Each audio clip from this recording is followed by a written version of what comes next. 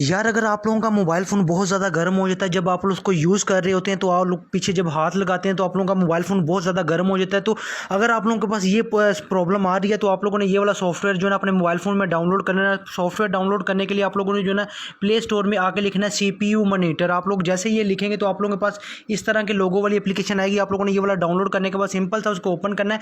जैसे ही आप लोग उसको ओपन करेंगे इस तरह का इंटरफेस आएगा। आप लोगों ने सिंपल सा काम करना है, कोई इतना लंबा चौड़ा काम नहीं है, सिर्फ आप लोगों ने डाउनलोड करके रख लेना। नीचे आएंगे जैसे ही आप लोग यहाँ पे आप लोग देख सकते हैं कि एक ये 39 वाला ऑप्शन आ रहा है। आप लोगों ने यहाँ पे जो है ना क्लिक करना है।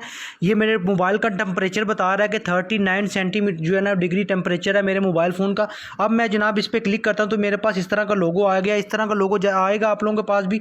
तो आप लोगों ने सिंपल से इस पर क्लिक करना है तो सारी की सारी एप्लीकेशन जो कि आप लोगों के मोबाइल फ़ोन के बैकग्राउंड पे आप लोग को फ़ोन को गर्म कर रही हैं वो सारी की सारी जो है ना ऑटोमेटिकली ये बंद कर देगा। तो आप लोगों का मोबाइल फ़ोन जो है ना वो बिल्कुल ठंडा और कूल हो जाएगा जनाब।